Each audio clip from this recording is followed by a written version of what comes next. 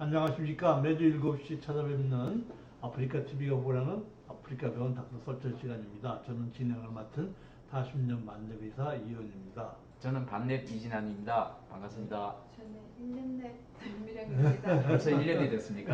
야. 맞습니다. 네, 여기 오늘 게스트는 아주 특별한 분인데 우리 이 선생님 조카신가요? 강은호 뉴욕 정신신경의학과의원 원장님이십니다. 오늘 주제는 드라마 부부의 세계에 있었죠. 또 끝난 지 조금 됐는데 아유. JTBC 선풍 예, 인기에 30몇 프로까지 지금 치솟았죠. 참 대히트를 한 네네. 웰메이킹 드라마인데 네네. 이제 영드에서 좀 따왔더라고요. 맞습니다. 네네. 포스터라는 어찌됐건 이게 이제 한국화해서 약간의 그 막장성을 가미하고 또 그 네. 박진감, 긴박하고 또 추리소설 같은 그런 느낌도 주면서 아주 인기를 끈 작품인데 맞습니다. 많은 남녀 관계가 나오고 인간관계가 나와서 그 인간관계 사이에서 여러 가지 그 묘한 심리 상태가 네. 노출되잖아요. 네. 근데 그걸 아마 이제 그 모티브를 삼아서 인간 사이에 특히 남녀 사이의 이상 심리에 대해서 말씀을 해주실 분인데요. 뭐 대단하십니다, 경력이. 예. 아까 그래 뉴욕에서 뭘 오랫동안 계셨군요. 난왜 뉴욕 신경정신과 뉴욕 뉴욕 제가 강남 신경정신과죠, 뉴욕 정신과 그랬더니 이렇게 네네. 여기서 주로 트레이닝도 하시고 어. 수련도 하시고 아주 활약을 많이 하셨어요. 공부? 서울대를 졸업하시고 맞습니다. 네. 정신건강의학과 전문이시고 네네. 펜이 이거 유명한 데 아니에요? 그죠? 네? 예. 유명한 데죠? PAMI라는 예, 예, 데. 예. 네, 거기서 프로그램을 수련하시고 뉴욕 정신분석연구소에서도 근무하시고 경력은 돌아오셔서는 삼성서울병원에 계셨네요. 그죠? 가기 전에요. 가기 전에 예. 그래서 성균관의대 교육부학장보까지 하셨고 또 삼성 서울병원 교수진 및 직원을 상담을 하셨네요. 예. 그 다음에 삼성그룹 임원진 또 예. 상담을 하셨는데 임원들 긴장하셨겠어요. 뭐 상담할 때 그죠? 예, 스트레스 많이 받죠. 그럼요. 기분 나쁘지. 스캐닝 당하는데. 그래서 상도 많이 받으셨네요. 미국 정신신체의학회 그 상 받으시고 한국 정신신체의학회 젊은 연구자상 수상 외에 여러 상을 받으셨고 또 수개가 한참 걸립니다. 학회 활동도 어마무시하게 많이 하셨고, 미국 정신신체의학회 학술위원이시고 현재 대한정신의학회 학술위원이시고 주로 학술 담당이시네요. 우리 공부 많이 들어오는 것 같아요. 공부하는 사람들이 많이 나오고 그렇지 학술 담당이 많이 나오세요. 병원은 강남이죠? 예. JB 미소빌딩 5층에 있는데 인테리어도 깔끔하고 이쁘게 해놓으셨네요. 진료 시간은 월화수금토인데 목요일날도 하시긴 하시는데 예약된 정신분석 환자만 재진 환자만 보시고 이 JB 빌딩입니다. 이 빌딩 5층에 가면 선생님을 만나실 수 있고 저서도 이렇게 젊은 나이에 여러 권 내셔서 이거 많이 팔렸죠. 이거 나는 아직도 사람이 아닙니다. 제목을 잘 붙인 것 네, 같아요. 이거 저 에디터가 붙였습니다. 아주 제목을 잘 붙이시고 책의 이론의 실제 이제 이렇게 붙이면 조금 안 나가. 이거는 약간 교과서. 이렇게 붙여야 책 이름 나갑니다. 오늘 하실 얘기는 이 정말 대히트한 JTBC 드라마. 참. 뭡니까? 김희 관계도가 복잡해요. 이 네네. 연극인데 네. 우리 김희 씨가 훨씬 이뻐. 연극 드라마. 맞아요. 그러니까 김희 씨는 가정의학과 의사로 나오네요. 가정의학과에서 하시고 네. 테마형 한지수입니다. 감자전님 맞습니다. 그 마헌님 반갑습니다. 유복한 가정에서 자라났구만요 이 여자가. 그러니까 부모님을 갑자기 조심스러워 교통사고로. 그 역경을 딛고 닥터가 돼가지고 네네. 남편도 사랑하는 남편 얻고 명성도 얻고 좋은 직장에서 잘 나가다가 갑자기 무슨 일이 생기죠. 그러면서 막 틀어지면서 사건이. 어떻게 머리카락이 참 조심해야 되겠어요. 항상 머리카락에서 오늘의 주제는 탈모가 아닙니다. 탈모가 아니까. 예. 그러니까 이제 지선우 이분이 이제 남편의 어디죠? 목도리. 목도리에 이 여자의 네. 머리카락이 발견돼요. 이 드라마 끝나고 남자들이 아마 다 앞으로 이제 근데 머리카락을. 못 묻었나 열심히 했을 것 같은데. 네네. 이분이 이제 남편으로 나오죠. 네. 영화 감독이자 엔터테인먼트인데 네. 좀 이렇게 부인한테는 약간 치는, 약간 좀 물리는 그런 역으로 나오더라고요. 네네. 그래서 오늘 얘기를 이제 주로 이 세 사람 관계를 드라마로 나오는데 복잡하더라고요 이게. 이제 복잡해요. 막판 가니까 이제 아들 사이에도 또 이렇게 네. 긴장감이 생기더만요. 네. 그래서 오늘 무슨 얘기를 해주실 겁니까? 야. 네. 예, 오늘 아주 자극적인데 뭐, 제목이. 이 드라마는 뭐 할 얘기가 워낙에 많은데요. 네. 특히 조금 이게 굉장히 좀 이상심리 여기 네. 제목에 제가 쓴 대로 그 소시오패스나 변태, 그러니까 사실은 학술용어로는, 정확한 학술 용어로는 이제 성도착증입니다. 성도착. 네. 저기 조금 더 엄밀하게 하면 성도착 장애 정도가 될 것 같고요. 네. 그다음에 이제 그 중에 하나로 그 손재혁이라는 인물이 보여주고 있는 섹스 중독, 그 부분에 대해서 좀 같이 말씀을 나눠볼까 하고요. 뭐 말씀대로 워낙에 이제 할 얘기가 많은 드라마긴 한데요. 주로 이제 그 중에서 일부분에 해당하는 이런 오늘 이 부분에 좀 초점을 맞춰서 좀 얘기를 말씀 좀 드리려고 합니다. 먼저 손재혁이 어떤 사람인지 한번 손재혁이가, 가게도 친구입니다. 친구. 친구. 네, 친구고 이 부부가 다 서로 이제 원래는 남자들끼리 친구인데 네. 자연스럽게 이제 부부간에 좀 친구가 되는 그런 네. 관계 설정이고요. 네네. 말하자면 그냥 맞바람질을 하는 네. 그렇게 얘기가 됩니다 이게. 네. 예. 알겠습니다. 자, 그러면 자, 아니 그 드라마에서 사이코패스가 있다. 예. 그런 거죠. 예. 일단. 용어부터 한번 들어볼까요? 예. 네네. 무슨 그래서 얘기예요? 사이코패스나 소시오패스는 사실 엄밀하게 말씀드리면 이제 공식적인 정식과 진단 분류는 아니고요. 네. 보통 이제 심리학 하시는 분들 중에 사이코패스나 소시오패스를 정의하시는 분들이 있는데요.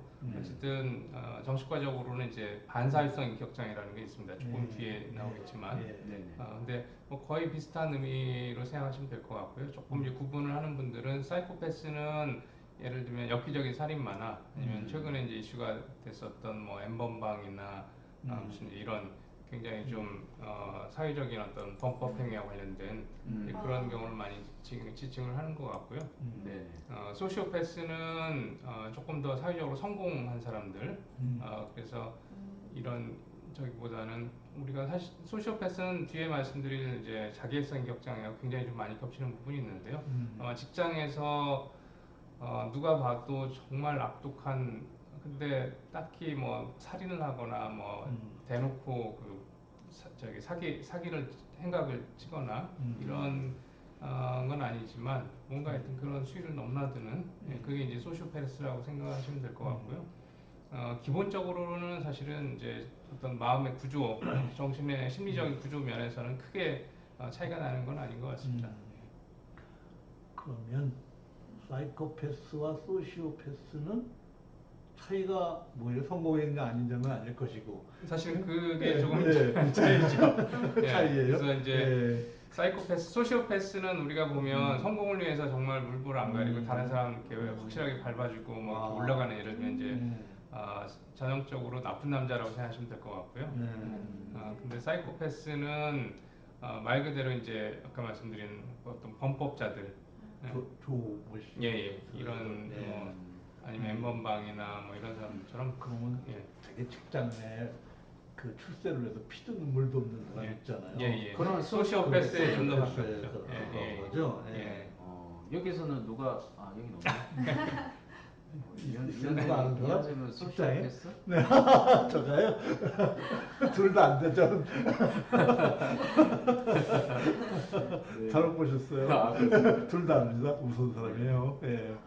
그리고 우리 나쁜 남자가 바로 사이코패스로 봐야 되나요?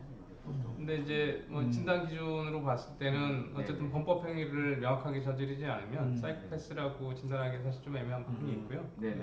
근데 어쨌든 넓게 봐서는 뭐 사실 개념적으로 명확하게 이렇게 선이 그어지는 건 아닙니다. 아, 네네. 와사비 그린님 반갑습니다. 감사합니다. 예.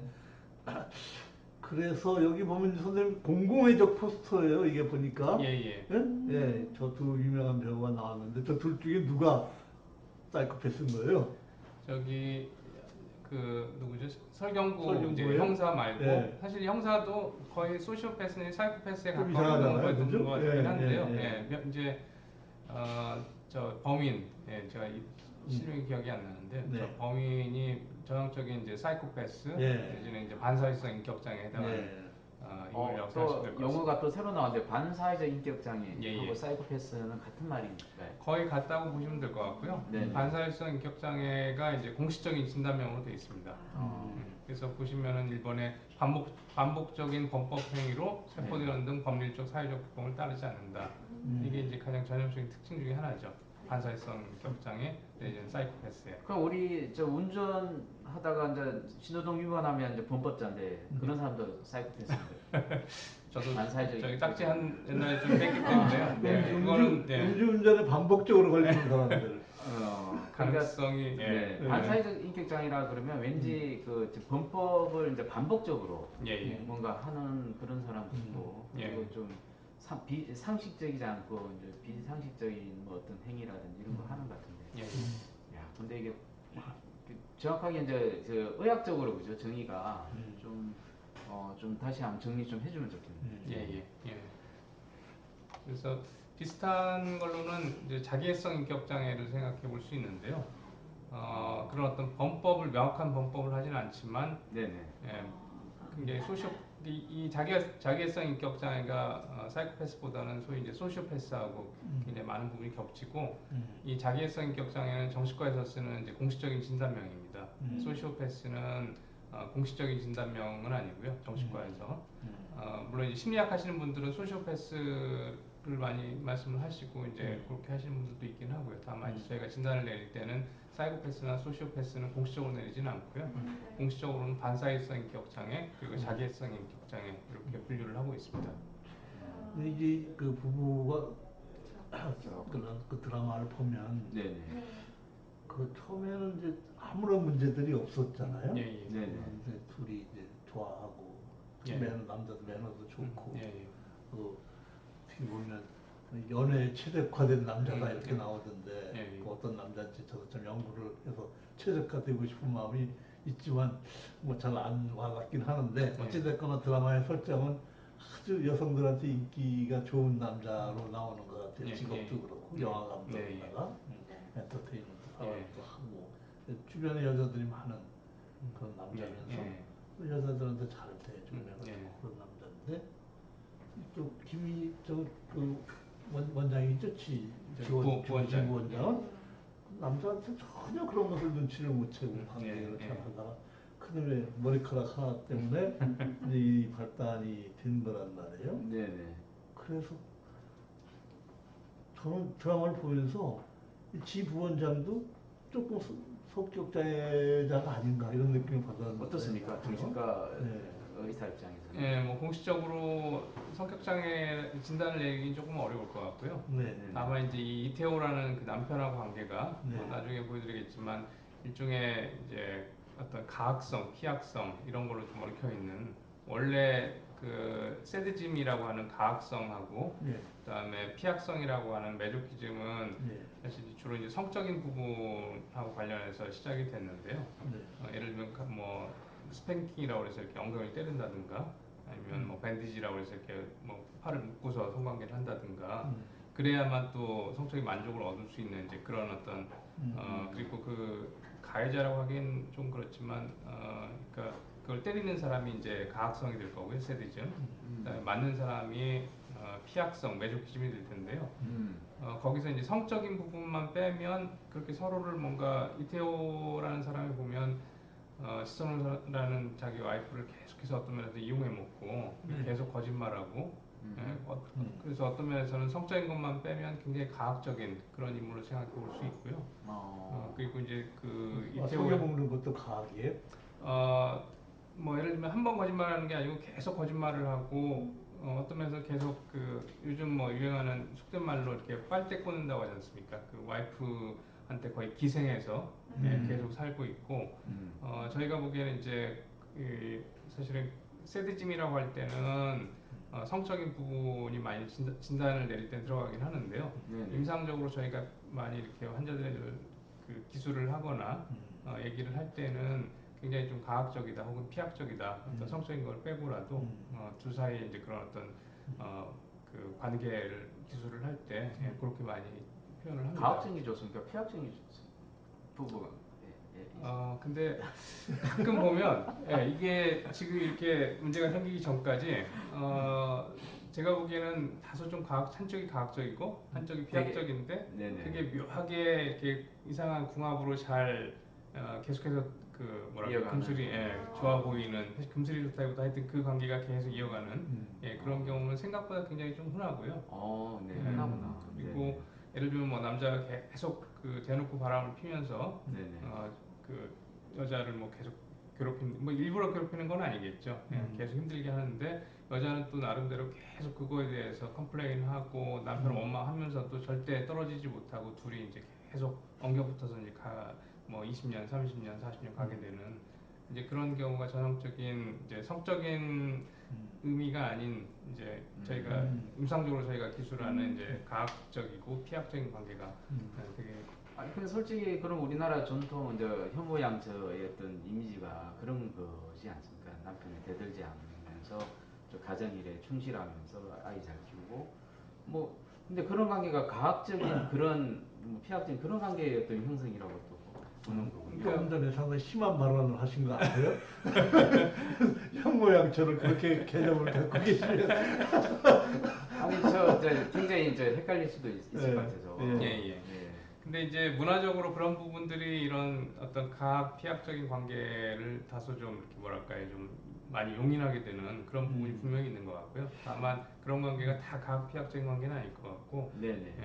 여기서 보면은 드라마에서 보면 그 여자 주인공인 누구죠?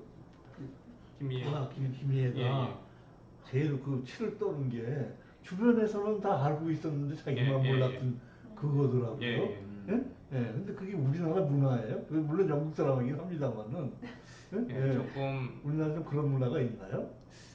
글쎄요, 저는 그럴 것까지는 아닌데. 오히려 서양 사람들은 난 오픈하는 걸로 알고 있는데, 우리나라는 숨기는 모양이죠. 그런 게 많아요? 약간 좀 특수해 보이긴 하는데요. 그래서 거기에 대해서 아주 굉장히 말하자면 사회나 이래서 가족에 대해서 다 불신이 생기고 그러더라고요. 사실 그 친구들 같은 경우에도 어떤 면에서는 굉장히 좀 과학적이라고 볼 수 있는데요. 왜냐하면 뒤에 숨어서 어찌 보면 이제 그거를 사실 즐기지 않습니까? 어찌 보면 이제 지선우가 겪는 고통을 사실은 뒤에서 물론 이제 뭐 우정이라는 그 이태원과 관련된 뭐 친구 사이고 뭐 등등 이런 핑계를 대긴 하지만 어떤 면에서는 뿌잉님 안녕하세요. 안녕하세요. 뒤에 숨어서 말하자면 이제 그거를 나름대로 다 즐기고 있던 사람들이기 때문에 어떤 성적인 의미는 아니지만 그런 면에서 보면 그 친구들은 굉장히 좀 과학적인 측면이 사실 있었던 거죠. 근데 여자가 그렇다고 해서 또 남편의 또 친구인 또 세무사 있잖아요. 최재혁인가? 손재혁. 손재혁. 그렇게 또 일을 저지르고. 이것도 또 문제 아니에요? 이제 손재혁은 뭐 뒤에 나오겠지만 이제 섹스 중독 보통 물론 이제 섹스 중독은 저희가 그 공식적인 진단명은 아니긴 한데요. 어쨌든 일반적으로 많이 쓰기도 하고 저희도 공식적인 진단명은 아니지만 이제 커뮤니케이션 할 때 조금 이렇게 편리한 어떤 개념 내지 용어긴 한 것 같습니다. 중독. 그 어디까지가 중독이고 섹스를 도대체 얼마나 좋아하면 중독자가 아니고 그래요? 정신과에서 기준이 있나요? 사실 조금 애매한 부분이 있죠. 저희가 이제 진단 내릴 때는 이 성 도착도 마찬가지인데요. 반가워요. 와사비님. 안녕하세요. 그래서 예. 이제 네. 어떤 직업적인 네. 혹은 사회적인 네. 네. 아니면 이제 본인의 어떤 그 성인으로서의 어떤 기능하는데 네. 그런 어떤 문제가 생기게 되면 이제 네. 장애로 진단을 하는데요. 네. 이제 어디서부터 정확하게 이제 장애로 생각할 것이냐 이 부분은 뭐 내과나 외과 질환처럼 그렇게 이렇게 아주 명확하게 사실 그어지지는 않습니다. 검사에서 수치가 나오는 것도 아니고. 예, 물론 이제 또 심리 검사 같은 것도 물론 저희가 하긴 하는데요. 뭐 피 검사를 내서 나오는 것만큼 그 정도까지는 이렇게 명확하게 갈라지기는 조금 어렵지만 대체로 심한 분들 보면 누가 봐도 좀 병이겠다 싶은. 많이들 오세요? 이렇게 이런 문제로? 되게 본인들은 잘 안 오죠.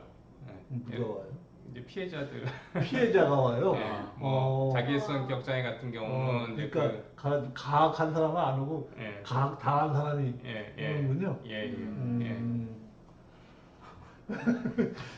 그럼 어떻게 치료해요? 그 원래 원조는 그냥 놔두고.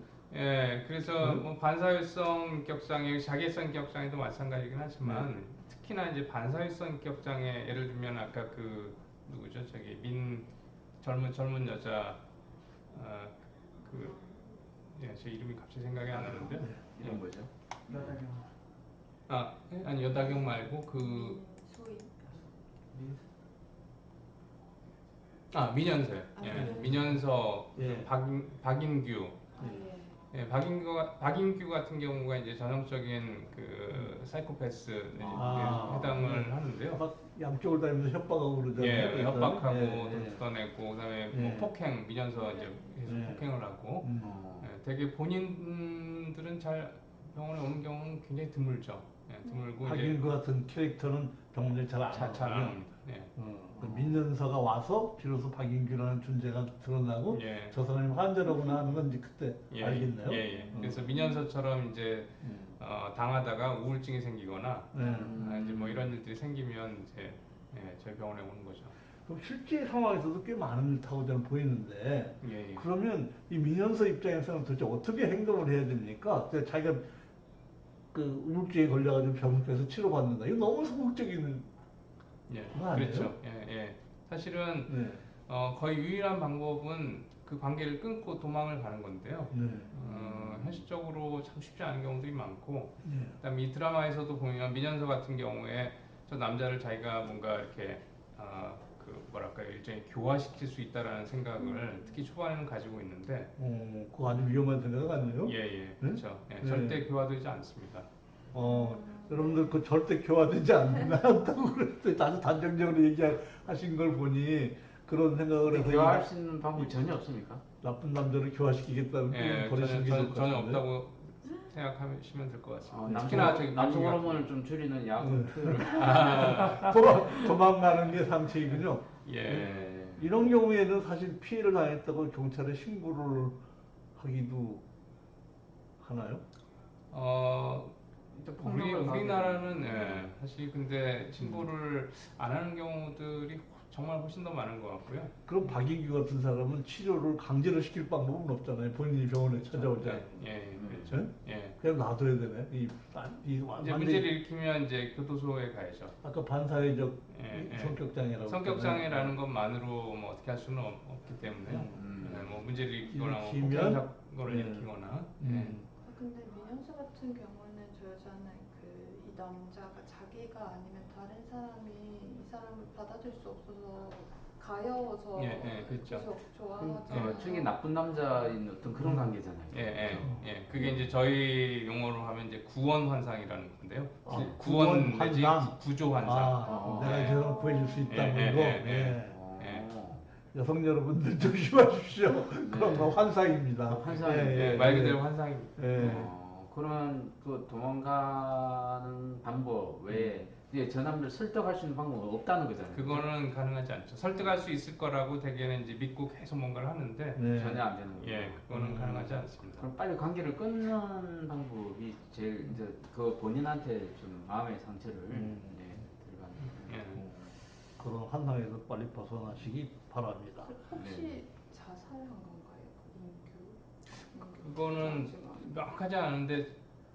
명확하게 안 나오는데. 저도 좀 찾아봤는데 죄책감을 자살 느끼는 쪽으로 건가요? 많이 네. 그 인터넷에 나오긴 하더라고요. 이태호가 수상하던데 나는. 예. 배우예요? 근데 타이밍도 그 시간이 안 맞는다는 얘기도 아이 있고요. 고맙습니다. 네. 네. 알리바이를 또 지선우가 세워주잖아요. 예. 응? 참. 근데 도대체 지선우 심리는 뭐예요? 네?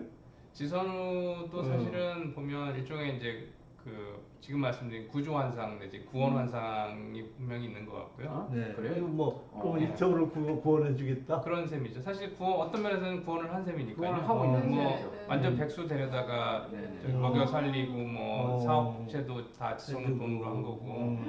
그래서 민현서랑 지선우를 보면 뭔가 이렇게 꼭 거울 보는 것 같은 그런 느낌들을 거울요? 예. 그러니까 이렇게 꼭 쌍둥이처럼 특히 초반에는 그렇게 많이 보이고 그래서 민현서랑 지선우랑 여러 가지 사회적인 위치도 다르고 하긴 하지만 네. 두 사람의 어떤 배우자와 관련된 혹은 애인하고 관련된 심리는 굉장히 좀 비슷한 것 같습니다. 그리고 아마도 지선우는 그냥 제 개인적인 생각에는 그 부모를 자기가 이렇게 그 구조 내지 구원을 못했다라는 그 어떤 무력감 같은 거, 유년기에 그 사춘기에 그게 이제 본인한테 어떤 굉장히 큰 임팩트가 있었던 것 같고요. 그래서 인생을 이제 그 거꾸로 계속해서 사는 방식으로 말하자면 자기가 구조 못했던 어떤 그런 죄책감이나 트라우마 때문에 이제 계속해서 누군가를 이제 구원해야 될 것 같은 그런 물론 이제 이건 의식적인 생각은 아니고요. 본인이 모르기 때문에 이제 계속 그렇게 저기 이태호 같은 사람을 하고 결혼을 해서 사는 거겠죠. 여다경이는 근데 저도 굉장히 관심 있는 캐릭터인데요. 이게 드라마에는 여다경의 어떤 그 개인 정보가 별로 없더라고요. 그래서 근데 여다경도 어쨌든 지금 드라마에 나온 것만 보면 일종의 이제 우리 이제 선망한다고 하지 않습니까? 그래서 누굴 부러워한다고요? 예. 근데 단순히 부러워하는 정도가 아니라 이제 선망이라고 저희가 공적인 용어로 얘기할 때는 이제 굉장히 공격적인 선망이고요. 그러니까 남이 가지고 있는 걸 내가 뺏거나 지선으로 선망을 하는 거죠? 예. 그리고 지선우 친구들도 다 마찬가지죠. 그 지선우를 속이던 친구들도 이제 그런 어떤 선망이 친구를 뒤에서 조롱하고 비웃고 굉장히 어떤 파괴적이고 공격적인 이제 그런 행동으로 이어지는 잘 나가는 친구를 왕따 시켰네. 그래서 이 선망이라는 거는 이제 저희가 쓸 때는 일반적인 질투하고는 조금 다르고요. 질투보다는 훨씬 더 공격적이고 경우에 따라서 굉장히 파괴적인. 더 안 좋은 거네. 선망이 더 안 좋은 거예요. 그렇습니다. 질투보다. 차라리 질투를 하세요. 여러분. 이 선망은 뭐 선망한다는 걸 많이 쓰는데 그거 조심해서 써야 되겠네. 근데 이제 저희가 번역을 하다 보니까 이제 그렇게 사실 선택을 하긴 한 건데요. 저희 이제 정신분석 쪽에서 쓰는 용어 중에 NB라는 단어가 있는데요. 그 단어를 그 NB가 이제 굉장히 공격적인 어떤 질투나 선망을 얘기를 하는 건데 그걸 우리말로 번역을 할 때 이제 선망이라고 번역을 해서 이제 질투하고 조금 저희가 구분해서 쓰는 단어고 일반적으로 사실은 그렇게 구분해서 쓰지는 않죠. 우리가 일반에서 사용하실 때는 이게 드라마가 핫하니까 막 그 테스트 같은 게 나왔거든요. 그래서 제가 테스트 해봤는데 제가 여다경 같은 스타일인데요. 본인 여다경 스타일이요? 그러니까 전혀 안 그래 보여. 긍정적이고 더 나은 상황을 만들고자 노력해서 이상주의자의 면모를 만들어낸대. 이 사람이 그렇게 좋지 않을 수도 있는데 그렇게 그런 걸 만들어내고 네. 사랑에 있어서는 에너지 대부분 연인에게 바치려는 경향이 있으며 소유욕이 되게 강한 편이래요. 네. 본인 얘기한 거죠? 아니요, 이게 여다경이 이렇대요. 본인 여다경. 그러면 이 여자분은 보니까 이 지선우를 그 무의식적으로 많이 닮으려고 노력을 하는 거 아니었어요? 어떤 면에서는 이제 경쟁하는 거죠. 경쟁. 그러다 그래서 보니까 결국은 뺐잖아요. 그렇죠. 전반부엔 뺐는데 경쟁에서 이제 뺏는 거고 후반부에는 또 뺏기죠. 역전이 반전이 대역전극을 쓰는데 아주 이게 뭐 축구도 아니고 아주 어떤 엑센트입니다. 이 아들이 청소년인데 준영이 얘는 정말 드라마 내내 참 불쌍하더라고요. 그렇죠. 제일 힘들어하는 역할이에요. 이런 경우에 이런 많은 이혼 자식들이 되게 이제 심리적으로 불안하고 그죠. 어디 이제 본인 이제 갈등 생기는 요소도 많이 생기고 그죠. 이런 경우가 참 애매한 상황인 것 같습니다. 그러니까 흥미로운 게 물론 이제 오늘이 주로 이제 성도착이나 이런 쪽이 조금 주제긴 하지만 한 말씀 더 드리면 이태호 같은 경우에 보면 자기 아버지가 자기를 버리고 이제 그 처자식을 다 버리고 이제 갔던 적인데요. 그러니까 이 패턴이 보면 아들하고 관계도 결국에 물론 이제 아들을 계속해서 자기가 소유하려고 하긴 하지만 어쨌든 자기 아버지하고 굉장히 비슷한 이제 일을 반복하게 되는 거죠. 굉장히 흥미로운 하여튼 이렇게 저희는 이제 세대 간 트라우마의 어떤 전이라고 표현을 하는데요. 이런 현상들이 사실은 뭐 예를 들면 싫어하면서 닮아간다고 부모를 뭐 그런 얘기 우리가 많이 하는데요. 이태호도 그런 대사도 나오더라고요. 이태호가 얘기했던가요? 아들다가 아빠 닮지 말라고.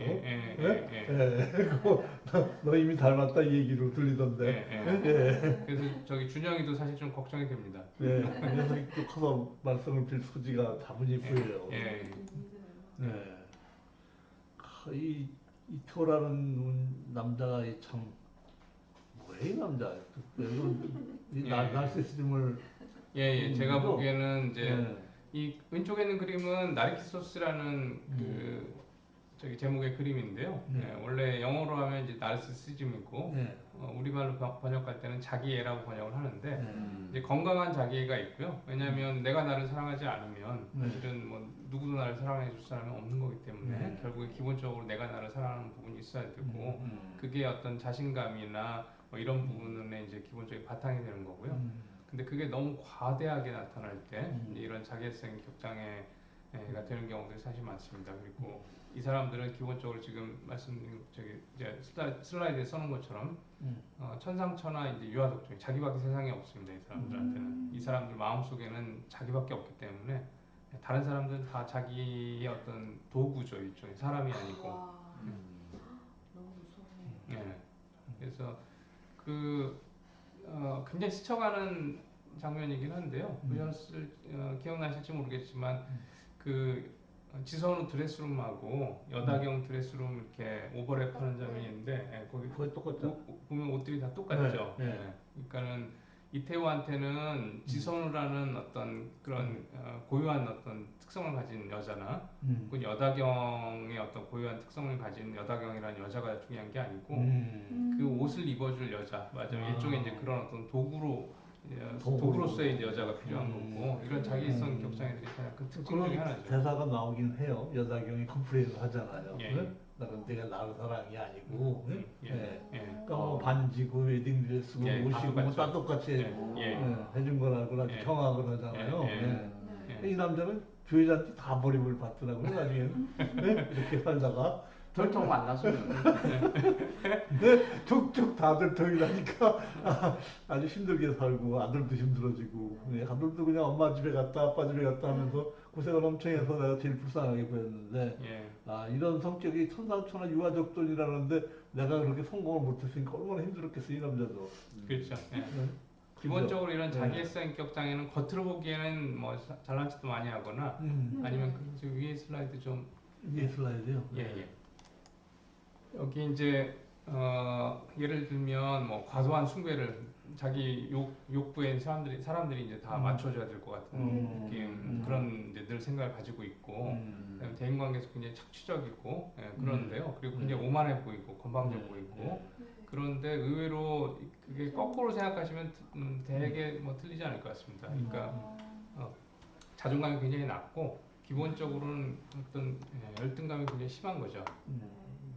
화면이 바뀌었습니다. 티를 안 움직이면서 자기의 그렇죠. 모르잖아요. 그래서 자기애성 인격 장애는 보면 아까 이제 어떤 적나라한 사이코패스 말고 이제 사회적으로 성공하는 소시오패스들하고 굉장히 진단 기준도 굉장히 비슷하고요. 특성도 굉장히 좀 비슷한 경향들이 많습니다. 근데 이상하게 여자들이 이런 캐릭터를 좋아하는 여자들도 많아요. 그래요? 이게 이런 사람들이 실제로 보면 생각보다 묘한 매력을 풍기는 부분이 있기 때문에요. 그냥 겉으로 보기에 처음에 자신감도 있어 보이고 좋아 보이고 그래서 뭐 아까 말씀하신 나쁜 남자도 마찬가지고 그래서 이게 잘못 얽히면 정말 인생을 좀 망치는 경우들이 있죠. 그럼 여자분들 이런 분들을 알 수 있는 방법이 사전에 없을까? 그럴 법. 그게 중요한데. 예, 참 쉽지 않죠. 유태어처럼 티가 안 난다면 너무 잘해주잖아요. 연애에 최적화된 남자. 아주 너무 매력적인 말이네. 어떻게 하면 그렇게 되나? 근데 실제로는 보면 분명히 뭔가 어떤 증거들이 조금씩 나타나는데 네. 대개는 이제 그런 신호들을 어떤 면에서는 좀 무시하고 그냥 지나가죠. 예를 들면 지선우 같은 경우도 보면 자기 문제 때문에 이제 그런 부분들이 안 보이는 거고요. 분명히 연애할 때 뭔가 문제가 있었을 거예요. 아니 여러분 구원 환상은 절대로 가지면 안 됩니다. 남자 안 변해요. 왜 여자는 없으니까 왜 남자만 항상 여자도 자기의 인격장애 있죠. 있겠죠. 있는데 되게 이 아마 사회적인 어떤 영향이나 문화적인 영향하고 관련이 있을 것 같은데요. 보면 이상하게 자기애성 인격장애는 남자들한테서 훨씬 많고, 그다음에 여자들은 이제 소위 얘기하는 히스테리 인격장애. 그래서 약간 여다경이 조금 히스테리 인격장애에 가까워 보이는데요. 근데 여다경 이제 개인 심리에 대해서 이렇게 아주 많이 자세히 나온 것 같지는 않아서 그 자신 있게 말씀드리기 조금 어려운데 이제 히스테리 인격장애에 조금 더 가깝긴 합니다. 근데 되게 남자들이 자기애성 인격장애는 훨씬 더 많이 진단이 되는 것 같습니다. 사이코패스 막 이런 말 농담스러워 많은 친구들끼리라고 이 사이코패스 같은 놈막 그러고 놀던데. 아, 그렇습니까? 요새는 저것도 줄여가지고 사페라고 하더라고요. 사페라고 그래요? 나 아닌 게 깜짝이야. 소패, 사패 다야. 저 노인분이 어떤 사람인가요? 이분은 이제 찰스 브레너라는 뉴욕에서 유명한 정신분석가고 이제 정신과 의사였는데요. 몇 년 전에 이제 돌아가신 분이 있고, 제가 이제 이분 사진을 갖다 놓은 거는 예를 들면 이제 사이코패스 같다고 저한테 가끔 오는 분들 중에 실제로 사이코패스나 소시오패스가 아닌데 이제 감정을 잘 못 느끼는 분들이 있으세요. 그런 분들이 본인이 이제 사이코패스가 아닐까, 혹은 친구들이 너 사이코패스 아니냐, 이런 어떤 얘기를 듣고서 이제 오시는 분들이 종종 있습니다. 근데 그 찰스 브레너라는 이제 뭐 하여튼 굉장히 유명한 분인데요. 저희 쪽에 이제 정신분석 계통에 특히 미국에 있는 정신분석가들은 프로이드보다도 오히려 무슨 정신분석의 신 같은 이렇게 좀 그것도 좀 문제죠. 근데 어쨌든 그렇게 신봉 대놓고 얘기하면 욕 먹으니까 그냥 속으로 그렇게 하고 이제 사석에서 그렇게 얘기한 분들이 있을 정도로 굉장히 유명한 분인데요. 저 조금 여담인데 저 사진 보면 이렇게 침대처럼 생긴 거, 저 이제 카우치라고 부르는데 저기에 앉아서 상담을 할 때도 있고 이렇게 이제 누워서 상담을 할 때도 있는데요. 누가 누워요? 환자가요? 네. 뭐 같이 눕지 않습니다. 썰렁했습니다. 죄송합니다. 그래서 의사나 정신분석가는 이제 저기 지금 저 할아버지 앉아 계신 것처럼 머리맡에 앉아가지고 상담을 진행을 하고요. 저 카우치에 이제 저 같은 경우 요즘에 뭐 장비부심이라고 하더라고요. 장비에 대한 자부심이나 장비에 대한 뭐 장비 성애. 근데 저 카우치 저처럼 정신분석하는 사람들은 저런 카우치 보면 좀 욕심이 많이 나는데. 삼성그룹 할 때. 그때는 아니고요. 근데 저 카우치 보니까 따로 맞추신 것 같아요. 지금 베개 저거 보니까. 베개 모양이 좀 이상하네. 저거는 제가 보기에는 따로 맞추신 것 같아요. 따로 산 게 아니고 주문 제작하신 것 같습니다. 저 굉장히 비쌀 것 같아요. 그래서 신경외과적으로 보면 썩 좋은 구조는 아닌데 저게 잘못하면 저렇게 목 디스크 생기기 좀 미개근데. 근데 저 찰스 브레너라는 분이 이제 그 자기 논문에 예전에 한번 쓴 얘기가 있는데요. 예를 들면 저희가 이제 정신분석할 때 일반 상담할 때는 되게 그렇지는 않은데요. 정신분석할 때는 뭐 이렇게 아주 직접적으로 뭐 힘든 일 있을 때 물론 할 때도 있고 안 할 때도 있는데 보통 일반 상담할 때보다는 그렇게 일반적으로 뭐 힘든 일이 있을 때 뭐 힘들었겠다 바로 이런 식으로 하지는 않는데 예를 들면 이제 저분의 환자분 중에 내담자 중에 한 분이 젊은 남자가 있었는데 자기 아버지가 돌아가셨어요. 그래서 이게 너무 일반적으로 그 선입관을 갖지 말아라라는 의미로 그 케이스를 저분이 이제 소개를 했는데, 근데 자기 아버지가 이제 내삼년에 돌아가셨는데 와서 자기 너무 홀가분하다. 자기 아버지가 평생의 자기 짐이었는데, 예, 그래서 예를 들면 이제 그런 경우에 우리가 뭐 저도 이제 그런 분들이 가끔 있는데요. 그런 일 당했는데 내가 기분이 너무 홀가분하거나. 그러니까 아버지 돌아가셨는데 예, 너무 예. 좋다. 물론 이제 그것만 있는 건 아니겠죠. 여러 이제 감정들이 분명히 있을 텐데요. 근데 어쨌든 이 홀가분한 감정도 굉장히 큰 감정이었는데, 예를 들면 이제 그런 감정들을 느낄 때 가끔 굉장히 좀 당황스러워서, 그래서 상담실에 찾아오시는 분들이 가끔 있으세요. 제가 저 사페하니까. 일종의 길티 필링이 생겨서 오는 거군요. 에, 아들이 듣는데 아버지 돌아가셨는데 기분이 좋아. 그렇죠. 예, 예. 이게 내가 성격 차이다 아니야 이렇게 생각하는 예, 거구나. 예. 그렇죠. 예. 그래서 그런 경우에는 사이코패스라기보다는 사실은 이제 여러 가지 자기가 감정적으로 슬픔을 잘 못 느끼는 경우도 있고요. 아니면은 그 지금 말씀드린 그 케이스처럼 어떤 대상하고 굉장히 감정적으로 복잡한 감정으로 얽혀 있거나. 부부간에도 그럴 수 있잖아. 그렇죠. 예. 남편 그건 돈 많을 때고요. 다들 부러워했다는 거 아니에요? 예? 예.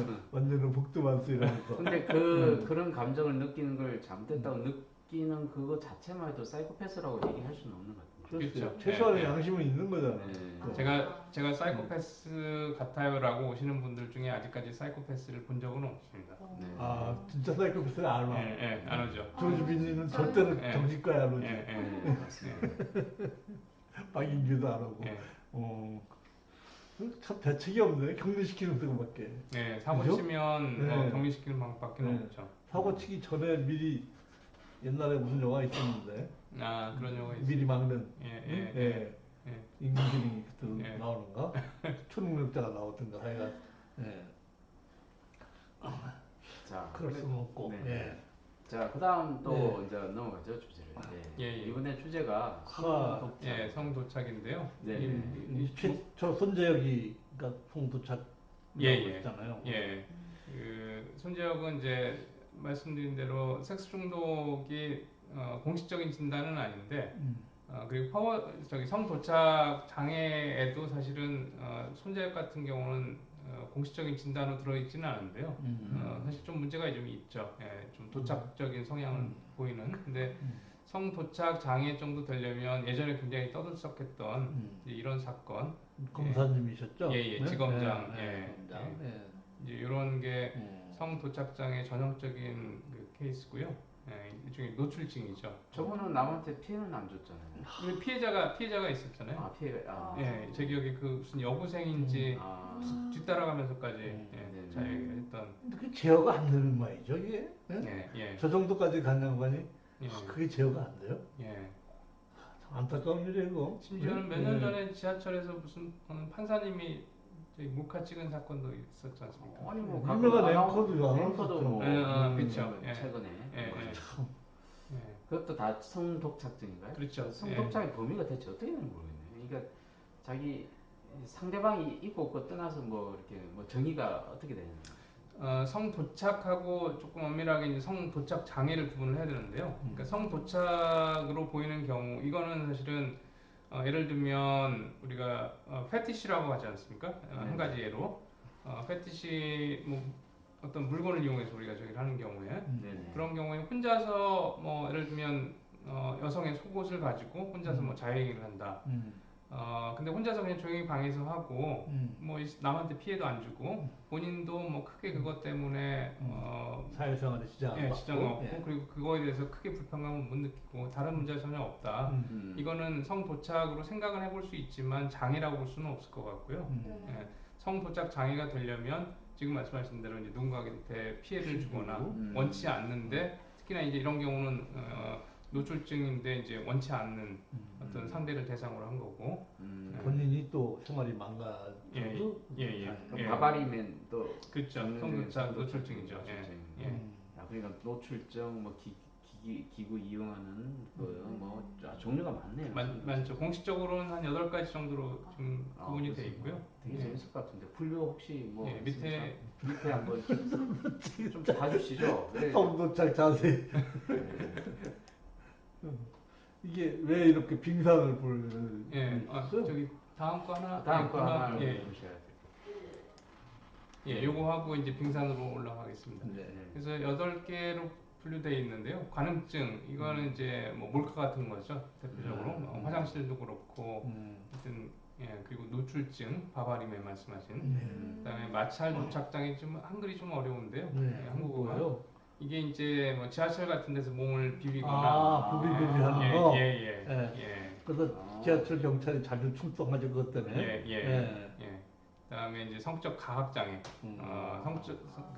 성행위를 할 때 이제 때리거나, 아니면 뭐 목을 조르거나. 목 조르고 때리거나. 또 어떤 거 해봤습니까? 저 시간에서 다 해봐야 돼요? 그 거짓말이 유명한 그 때리고 이거 굉장히 좀 오래된 영화인데요. 가학 있으면 또 피학도 같이 들어가잖아요. 그렇죠. 그래서 피학은 항상 가학 피학은 같이 옮겨 다니기 때문에 같이 붙어 다니기 때문에 같은 사람이 가학도 됐다, 피학도 됐다. 그럴 수 있고요. 거짓말이 그런 상황이 되는 거죠. 물론 이제 피학성 성격을 가진 사람이 항상 가학이 되지는 않는데 기본적으로 그 성향은 항상 같이 가지고 있다고 보시면 될 것 같습니다. 소아성애 장애가 이게 소위 이제 문제가 페도필리아라고 하는 이게 이제 사회적으로 사실 굉장히 문제죠. 최근에도 뭐 뉴스에도 몇 번 나왔고. 왜 이게 이유가 있습니까? 혹시 저런 성향 가진 사람이 있는 특징이 뭔가요? 뭔가 태어날 때 뭔가 태어날 때보다는 물론 이제 그런 분이 있을 수는 있는데요. 어쨌든 그 어떤 성적으로 굉장히 자신감이 부족하고, 그다음에 대개는 보면 굉장히 열등감이 많고요. 그리고 우울증이라든가 다른 어떤 부분들이 있는 경우들이 많은데, 이제 그거를 일종의 어떤 저런 남을 성적으로 괴롭히거나 아니면 아이들이 좀 만만하니까 아이들 대상으로 풀거나, 그리고 본인이 사실 어렸을 때 피해자였던 경우들도 꽤 많기 때문에요. 그거를 이제 역할을 바꿔서 사실은 이제 저기를 하는 거죠. 자기도 모르는 사이에. 그래서 사실 그런 면에 생각해 보면 이제 이런 학대 피해자들을 우리가 적극적으로 찾아내서 치료를 해야 되는 게 본인들을 위해서도 그렇지만 또 반대로 나중에 이제 그 사람이 가해자가 될 가능성이 많기 때문에 그 사람으로 인한 이제 피해를 막는다는 차원에서도 사실 많이 필요한 부분이기도 하고요. 근데 이거 치료가 어떻게 치료가 되는 건가요? 사실 쉽지는 않은데요. 뭐 어떤 약물 치료나 호르몬 치료 같은 걸 해볼 수도 있고, 아니면 지금 말씀드린 심리적인 부분이 큰 부분에 대해서는 뭐 전부 다 가능하지는 않지만 일정 정도는 또 어떤 상담, 특히 이제 정신분석 상담 같은 걸로 그 내면으로 조금 깊이 들어가는 이제 상담으로 가능한 경우들이 있기 때문에요. 약도 있습니까? 예? 약. 이거 호르몬 치료를 하기도 하고, 다만 이제 호르몬 치료 같은 경우에는 이제 부작용도 있고, 부작용도 많고, 그다음에 좀 윤리적인 문제나 법적인 문제도 있기 때문에요. 그 보통 이 진료실에 오시는 경우에는 글쎄 뭐 저기 그 우울증 약 같은 경우 효과가 있는 경우도 있고요. 아니면 이제 충동 조절이 또 문제가 되는 경우에는 충동 조절 그 주의력 결장애라고 하는 그런 경우에 쓰는 충동 조절 약을 저기 쓰는 경우도 있고요. 생각보다 효과가 꽤 좋은 경우들이 많습니다. 복장 이거는 일본에 많은 것 같은데 맞습니까? 코스프레라고 그러나요? 괜히 뭐 이상한 옷 입고. 근데 이제 일본에 어디에 가면 있습니까? 코스프레를. 근데 코스프레는 사실 성적인 것도 있지만 얘네들은 또 그렇죠. 보통도 많이 해요. 괜히 이상한 멀쩡한 어른들이 이상한 복장하고 다니잖아요. 다 그 도착장애로 봐야 돼요? 근데 이제 그런 경우는 되게 문화적으로 어느 정도 이렇게 용인이 되기 때문에 다 도착장애라고 보기는 어렵고요. 되게 이제 복장 도착장애 같은 경우에는 주로 이제 저기 그 반대 성의 옷을 입거나 아니면 속옷을 입거나 그러면서 성적으로 이제 흥분하게 되는. 그래서 주로 이제 남자들이 훨씬 더 많긴 합니다. 여자 속옷 도둑질하다 걸렸다는 뉴스 가끔 나오는데 그런 사람들이 그런 경우에 이제 그거를 패티시로 이용하는 경우도 있고, 아니면 본인이 이렇게 입고서 성적으로 흥분하거나 이렇게 계속 하게 되면 이제 이 복장 도착장애로 볼 수도 있고요. 아, 패티시랑 복장 차이가 그런 거군요. 자기 직접. 예, 복장은 말 그대로 복장 이제 옷을 입는 거고요. 예, 패티시는 그냥 도구로 이용하는 거고. 예. 빙산을 왜 보여주셨어? 아, 예, 예. 그래서 이게 이제 그런 성 도착 장애 같은 경우에는 확대를 할까요? 그 표면에는 굉장히 성적인 것처럼 표면에는 드러나지만 네네. 사실 그 이면에는 이제 성이라는 것보다는 어찌 보면 오히려 공격성이 더 문제가 되는 거고요. 그러니까 표면 그 굉장히 사실은 공격적이잖아요. 아이를 대상으로 하는 게 표면적으로 언뜻 보기에는 성적인 것처럼 보이지만 그 밑에 이면에 깔려 있는 거는 사실은 공격성이고요. 일종의 아니면 이제 파괴적인 측면이고, 아니면 또 이제 반대로 조금 전에 말씀드렸던 그 본인이 피해자였던 경우에 그런 트라우마가 있는 경우에 저희가 이런 역할 바꾸기라는 그런 심리 기전인데요. 그래서 자기가 이번에 이제 가해자가 되는 거죠. 물론 이제 이걸 의식적으로 일부러 하는 게 아니고 그냥 몸에 혹은 마음속에 그냥 그렇게 이제 학습 내지 이제 프로그램이 되는 거죠. 예, 그리고 일종의 이제 채널링이라고 하는데 예를 들면 제가 고등학교 시절에 1학년 때인지 2학년 때인지 저희 같은 반 친구 녀석 중에 이건 19금일지 모르겠는데요. 그 이렇게 교탁 위에 앉아가지고 이 녀석이 누구인지 지금도 기억이 잘 안 나는데 친구들이 한 10몇 명 이렇게 다 둘러싸고 굉장히 말을 잘하는 그런 친구였는데요. 자기가 자유행위를 연속으로 7번인가 8번을 했다고.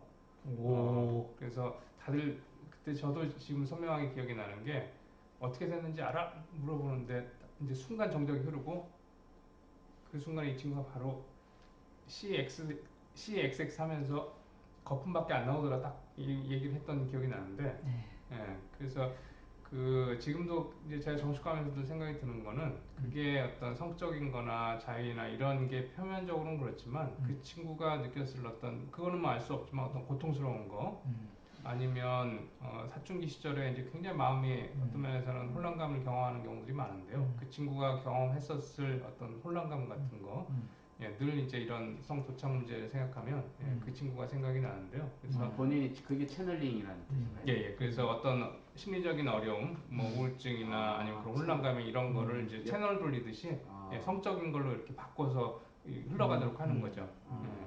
그래서 우울증이 심한 경우에 되게 성욕이 떨어지는데 예를 들면 우울증이 심한 경우에 오히려 성욕이 증가되는 경우도 있어요. 그런 경우는 되게 지금 말씀드린 채널링 현상하고 관련이 많습니다. 그리고 특히나 이제 아니면 이제 ADHD 같은 충동 조절 문제가 있을 수도 있고요. 그리고 대개는 자존감이 굉장히 낮습니다. 그리고 뭐 소아성애 같은 경우는 이제 어떤 자기의 그런 낮은 자존감이나 아니면 힘이 없다는 이제 그런 느낌 이런 것들을 반대로 이제 그 확인하는 그걸 통해서 이제 확인하는 과정이 되는 거죠. 그다음 이제 시간이 있으니까 그다음 주제로 넘어가면 예. 이게 뭐 성독착이랑 또 다른 건가요? 예, 사실 엄밀한 섹스 중독은 성도착에 돼 있지는 않은데요. 감사합니다. 와사비 그린님, 감자전 막걸리님, 뿌잉님 감사합니다. 예. 근데 저희들이 임상적으로 볼 때는 그러니까 엄밀한 진단 기준에는 들어있지는 않지만 임상적으로 볼 때는 굉장히 도착적이라고 보는 것 중에 하나가 그리고 굉장히 흔하고요. 예, 이런 어떤 섹스 중독 아니면 돈주왕 신드롬, 돈주왕 증후군이라는 이런 현상인데요. 그러니까 여자를 계속 바꿔가면서 그러니까 이태호하고도 비슷한 게 좀 달라 보이긴 하지만 이제 손재혁은 이 손재혁도 일종의 여자를 도구로 보는 거죠, 사실은.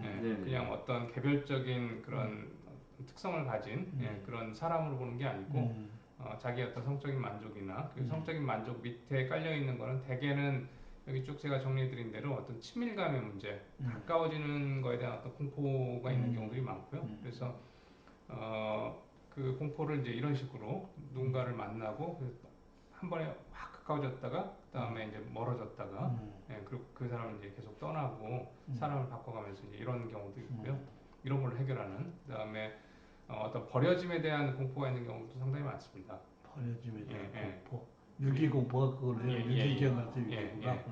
그리고 어떤 남성성에 관련된 문제. 이런 사람들은 남성성 겉으로 보이는 거하고는 정반대로 남성성하고 관련된 부분에 굉장히 자신감 내지 이런 어떤 문제가 있는 그러니까 자신감이 낮은 경우들이 많기 때문에요. 오히려 이제 반대로 저기 행동을 하는 거죠, 사실은.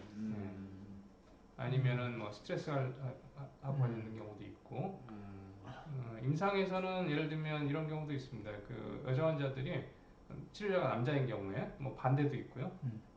예를 들면 그 치료자하고 뭔가 이제 상담을 진행을 하다 보면 최소한 일주일에 한두 번 이상을 하게 되는데 45분씩 하거든요, 한 번에. 그러니까는 당연히 가까운 느낌을 받을 수밖에 없고 그럴 때 이제 섹스 정도는 아니지만 치료자하고 가까워졌다고 느낄 때 갑자기 뭐 자기 아는 사람 아무나 불러서 뭐 잠을 잔다든가 이런 현상들이 굉장히 종종 보는데요. 이 손재혁의 심리랑 사실 또 비슷한 부분이 있죠. 질문 들어왔어요. 성관계 없이 여러 명과 정신적인 사랑만 하는 경우에도 이게 질환이냐? 참 상당히 까다로운 질문을 하죠. 발기부전인가요? 사랑하는 게 죄는 아니잖아. 죄는 아니죠. 근데 이태원은 정신적인 사랑만 한 거는 아니었던 것 같긴 한데요. 여러 명과 정신적인 사랑만 하는 이런 경우 꽤 많죠. 이런 이상주의자 내지 이상주의적인 성격을 가진 분들이 종종 이러는데 대개는 보면 뭐 딱 100%라고 말씀드릴 수는 없는데 많은 경우는 좀 전에 말씀드렸던 이런 경우도 그 친밀감의 문제하고 좀 관련된 경우들이 좀 있습니다. 친밀감 사실 친밀감이라는 게 정신적인 것뿐만 아니라 신체적으로도 가까워지는 걸 의미를 하는데 어떤 그런 친밀감에 대한 두려움이나 이런 부분하고 관련해서 말하자면 그냥 정신적으로만 어떤 면에서 이제 마음속으로만 저기를 하는 게 사실은 훨씬 더 자기가 거리를 두고 조절하는 게 쉬운 거기 때문에 그런 경우들이 있을 것 같고요. 물론 뭐 다 그렇다고 볼 수는 없을 것 같고요.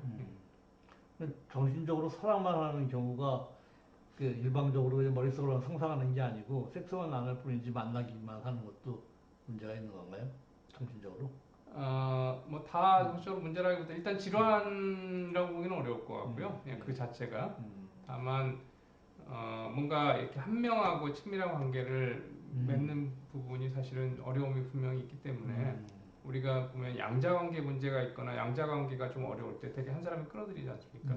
뭐 친구도 보면 누구 만나기 불편할 때 다른 친구 한 명 더 데리고 온다든가 그래서 삼각관계 내지 사각관계 이렇게 되면 양자관계에서 오는 어떤 긴장을 많이 이렇게 그 다운시킬 수 있는 부분이 있기 때문에 어느 중소기업인이 옛날에 어떤 자리에서 하는 얘기를 잠깐 들었는데 애인을 하나 두는 게 기업을 한 3개 정도 운영하는 것만큼 에너지가 소모된다고 그런 얘기를 하나 들었어요. 어찌 보면 사실 사람관계라는 게 또 그런 부분이 있기 때문에요. 그래서 그런 거에 대한 두려움이 많은 분들 중에 이제 이 사람 저 사람 그런 경우도 있는 것 같습니다. 아니 본인이 이제 섹스 중독이란 걸 알고 이게 내가 섹스 중독이란 걸 뭘 보고 본인은 알 수 있나요? 아니면 남들이 봐서 그런 건가요? 되게 이런 경우 그런 경우는 이제 배우자나 아니면 어떤 그 이성 이제 뭐 애인이나 이런 사람들한테 이제 뭐 지속적으로 얘기를 들어서 내가 문제가 있구나라는 걸 깨닫는 경우도 있긴 한데요. 되게 본인은 문제를 잘 못 느끼는 경우도 많죠. 그러니까 어떠한 증상인가요? 일단 배우자가 이제 찾아와서 이분이 섹스 중독이라는 걸 말한다면 어떤 증상을 좀 구체적으로 얘기해 주세요. 예를 들면 저기 손재혁 같은 경우처럼 강박적으로 사람들을 만나면서 섹스를 하는 거죠. 아니면 우리나라 같은 경우에는 오히려 더 흔한 게 저런 경우보다는 이제 룸살롱 중독 같은 경우. 그래서 룸살롱 같은 데서 저기를 하지 않으면 다른 관계를 못 맺고 거기서 돈을 펑펑 쓰면서 계속 여자를 바꿔가면서 섹스를 해야 그 자기가 하여튼 계속 생활이 가능한. 돈 있어야 되네. 돈 없어도 할 수 있는 섹스 중독. 그러면 이제 어디 뭐 퇴폐 이발소나 뭐 이런 데 가지 않을까요? 아무튼 그런데 참 선호하고 가면 내가 뭐가 문제 있다. 그걸 느껴야 되겠네요. 그렇죠. 근데 우리나라 또 이 문화 자체가 이번에 코로나 뭐 때문에 룸살롱 뭐 얘기도 나왔지만 사실 너무 허용적인 부분도 있기 때문에 그런 것들을 다소 지나치게 이렇게 문화적으로 사회문화적으로 너무 포용을 많이 하는 부분도 있긴 한 것 같습니다. 이제 시간이 거의 다 됐긴 한데 마지막으로 제가 질문 하나 드리면 얘네 부부 있잖아요. 손재혁 부부였어. 또 서로 용서를 하고 다시 잘 살아요. 마지막에 보면. 예, 그런 부부가 있는가 하면 도저히 용서가 안 되고 용서가 용납이 안 되는 예? 그런 부부도 있잖아요. 이 부부인데 누구요? 이 둘이 이제 마지막까지 이제 용서 다시 얘가 시도를 하잖아요. 다시 정신병원이 해보려고. 근데도 딱 자르잖아요. 지금까지 제일 많이 줬어요. 오, 나풀 정신병원님 감사합니다. 예. 지금 아는 병원. 예. 여튼 네. 네, 두 관계 중에 어느 게 더 정신적으로 안 좋은 거예요. 그래도 다 이해하고 용서하고 다시 아무 일도 없을 것처럼 다시 사는 부부. 글쎄, 그건 뭐 개인의 선택이지 않을까요? 아니 이 선생님 어떻게 어디가 어떤 걸 선택? 문제는 안 일으키지. 네. 개인의 선택으로 잘 피해가셨습니다. 네. 알겠습니다. 네, 얘기하다 보니까 그냥 한 시간이 다 지나갔는데요. 네, 오늘 참 뜨겁고 별풍선도 많이 들어오고 즐거웠습니다. 여러분 도움이 되셨습니까? 네. 뭐 다음 주에는 어떻게 실리콘밸리가 나오시는 겁니까? 한번 찾아봐야죠. 네. 여러분 즐거우셨을 줄로 믿고요. 못다한 질문은 선생님 또 병원에 가셔서 한번 상담도 해보시고 가시면 좋을 것 같습니다. 네. 감사합니다, 와사비 프리님. 네, 감사합니다. 예. 그러면 다음에 또 뵙는 걸로. 네. 네. 그러면 다음에 또 뵙겠습니다. 감사합니다. 고맙습니다. 네. 네. 감사합니다.